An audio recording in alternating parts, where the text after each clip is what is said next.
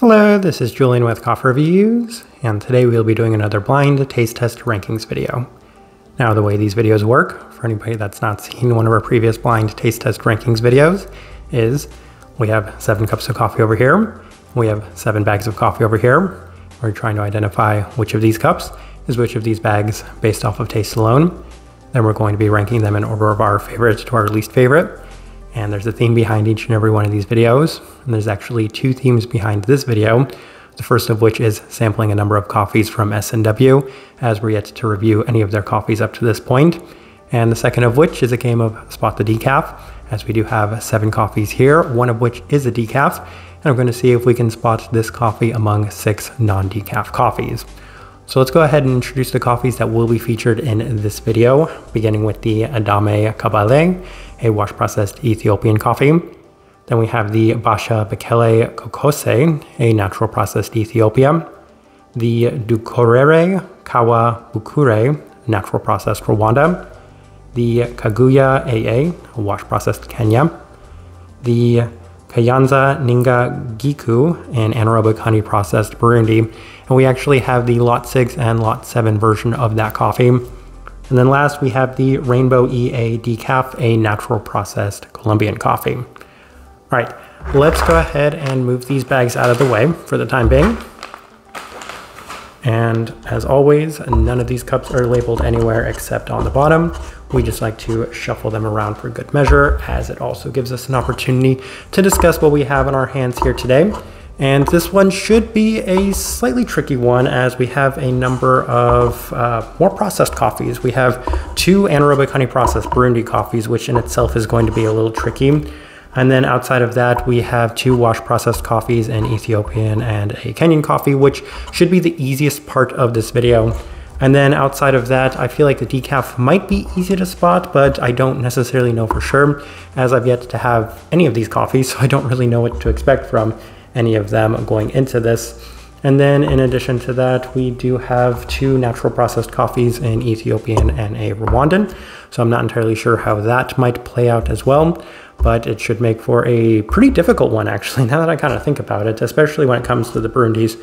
But I have absolutely no problem if I get the Burundis mixed up. I'm honestly just hoping to spot the decaf and maybe get some of the other ones right. It would be really nice if I could get the naturals, but I also don't mind if we miss those as well.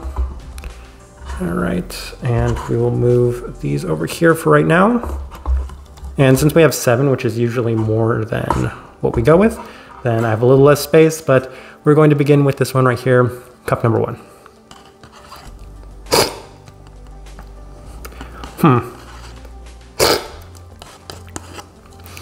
Would my luck really have it that the first coffee I picked up was the decaf? I think that might be the decaf.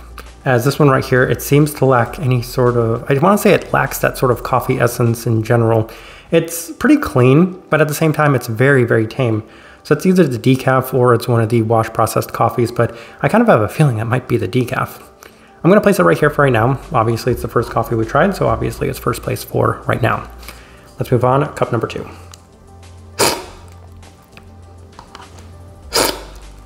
Okay, this one right here is a lot nicer. It definitely has a little bit more to it. This one's pretty clean, so I imagine it could be one of the wash processed coffees. I don't think it's the Kenya, but I also believe that those anaerobic honey processed Burundis are supposed to be pretty clean, so that might throw a wrench into the plans. That being said, I definitely like it more than this coffee off this first impression, so we're moving it up to first place for right now. It's definitely got a very nice lingering sweetness to it. All right, cup number 3. And this one right here is the Kenya. And it's actually quite nice. I am going to move this one up to first place for right now. There is no doubt about that one for me, as it definitely has plenty of the Kenyan-like attributes. Of course, the brightness and a lot of the red fruit components to it. All right, let's move on to cup number 4.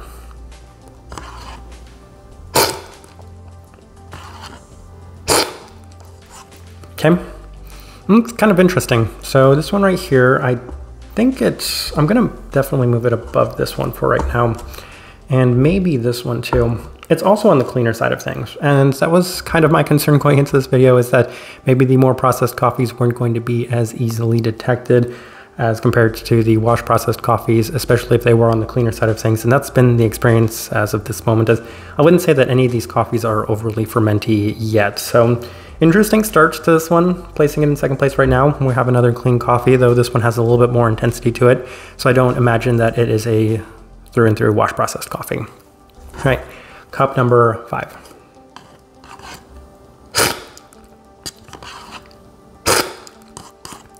Once again, we are working with yet another pretty clean cup of coffee. So I'm not entirely sure what this one is, but once again, it has a little bit more intensity. So these two have had a little bit more intensity to it. I feel like this one has been on the slightly cleaner side of things still, but neither of them, I would say, are offering any sort of fermenty aspects. And given that we've guaranteed to have gone through at least one more processed coffee, it's kind of interesting that I'm not entirely sure which of these coffees is going to be that coffee. It's cup number 6. And this one right here, I know is our first natural processed coffee. This one does have a little bit of fermentiness to it, and that makes me feel a little better, as at least we're on track for one of those.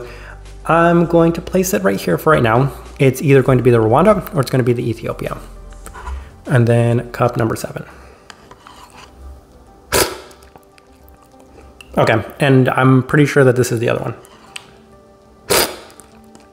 Really weird luck of the draw, kind of picking out these coffees and kind of having them end up this way, where I might have picked up the the naturals last and that decaf first. I'm going to place them like this for right now. I have some initial guesses as to what these coffees are, but I'm going to run through them one more time real quick to make some guesses as well as decide on final placements for them. So we'll start at the end right over here. Yeah, okay. This one right here, I'm gonna go ahead and just take a guess that it is the decaf coffee. And as I kind of mentioned from that first impression of it, it just seems to lack the intensity that you expect from coffee. Like, it doesn't actually taste like coffee, if I'm being completely honest. And part of me hopes I'm wrong, because I really hope that decaf turns out better than I'm expecting, but I've already said I'm not the biggest expert on decaf. I can just tell that there's something different about this one compared to all of these other. All right, this one right here, I assume is one of the naturals. And it's either going to be the Ethiopia or it's going to be the Rwanda.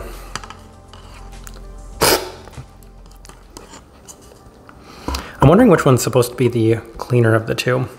I'm going to just go out on a limb. I really don't know the notes of any of these coffees. So this one right here is a little bit more, it feels a little bit more tropical to me. I'm going to go with it being the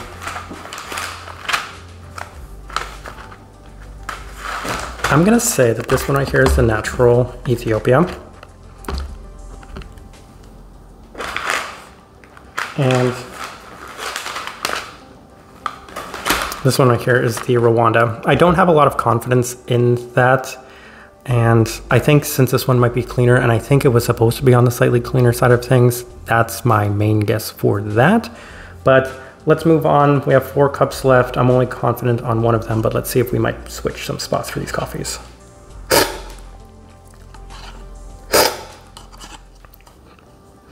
Okay, very, very clean coffee. And I think the biggest determining factor is trying to figure out which of these coffees is maybe the cleanest, maybe the most Ethiopian-like.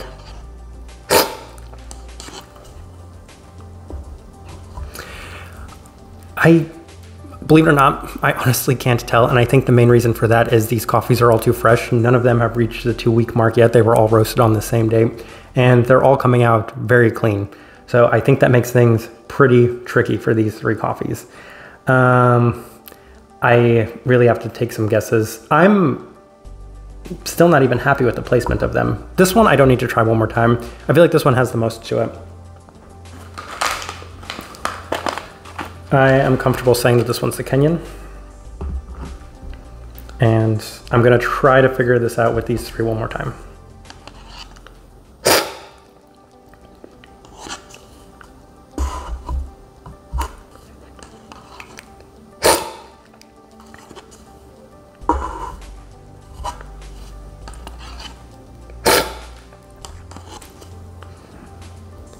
Okay, I'm gonna go ahead and say that these two are going to be the Burundis, and then this one's the Ethiopia, and mostly because this one is the most delicate out of these coffees. So that's the washed Ethiopia. And then it doesn't matter. I have no problem getting the Burundis wrong, so I'm going to say that this is B6. And I'm going to say that this one is B7. All right, let's see how I did. Not really confident with the exception of maybe 2 coffees, but let's see what happened. So this one right here I said was a decaf, so it should say D for decaf. Yeah, a little bit of a shame. And I didn't want it to finish last. At the very least, I wanted it to maybe finish somewhere in the middle of the pack, especially since this is the full bag that we do have, and it's going to be the coffee of the month. But it was pretty easily detected that it was a decaf coffee. So that's 1 for 1, though I'm not really happy about that one. All right, let's move on. So this one right here, I said was a natural processed Rwanda. I'm fine with it being the natural processed Ethiopia, but let's see how we did. It is the natural processed Rwanda. All right, off to a good start. And I think my main reason for that, as I kind of said, was that this one was the most fermented cup on this table, though it's not really an overly heavy coffee in any sense. And that kind of gave it away ever so slightly. But outside of that, it's just been a little bit more tricky with the rest. So I'm hoping that maybe I got the natural processed Ethiopia, unless it's a super clean natural processed Ethiopia. And it is the natural processed Ethiopia. All right. Doing extremely well, and it's just going to be these 3 coffees to see what happened from that point going forward. But as I mentioned, the second most fermenting coffee, and whatever these anaerobic honey processed Burundis are, they were not really fermenting coffees. So let's see. I said that this one was one of the B coffees, B7. So if it's B6 or B7, I'm very happy. If it's the washed Ethiopia, I'm a little disappointed. It's B7. I have to check this one more time. Did I say B7? Okay. 100% lucky guess, and I'm very happy about that guess, as I don't know the difference between B6 and B7, and for that reason I really had no reason to guess either of these 2 coffees. But I said that this one was the most tame and delicate out of all of these coffees, and that was my main reason for suspecting that it was the wash processed Ethiopia. So this right here is the moment of truth. Really hoping it's the wash processed Ethiopia. Huge sigh of relief.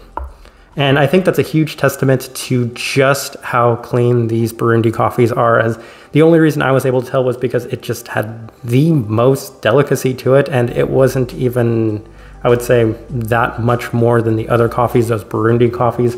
So that's interesting for the wash processed Ethiopia. Now I'm confident on the rest. This should say B6, and it is. And then of course this one right here is going to be the wash processed Kenyan coffee.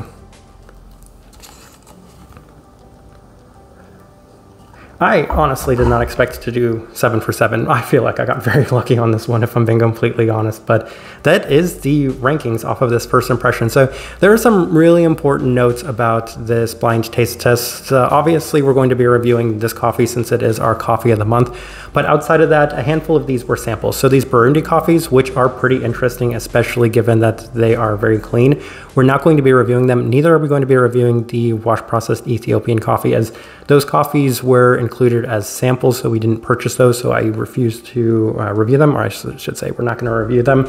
But the rest of the coffees, we're going to be reviewing the Kenya, the natural processed Ethiopia, and the natural processed Rwanda, as those were kind of suggested to us, and they were also interesting sounding coffees. So it'll be interesting to see how those turn out. But this right here is the final rankings of how I felt on this day. I think this is day 12, day 13 of trying these coffees for the first time. Gave me a nice initial impression, but it was extremely easy to spot the decaf. Easiest part of this video was honestly spotting that decaf, even with that first impression.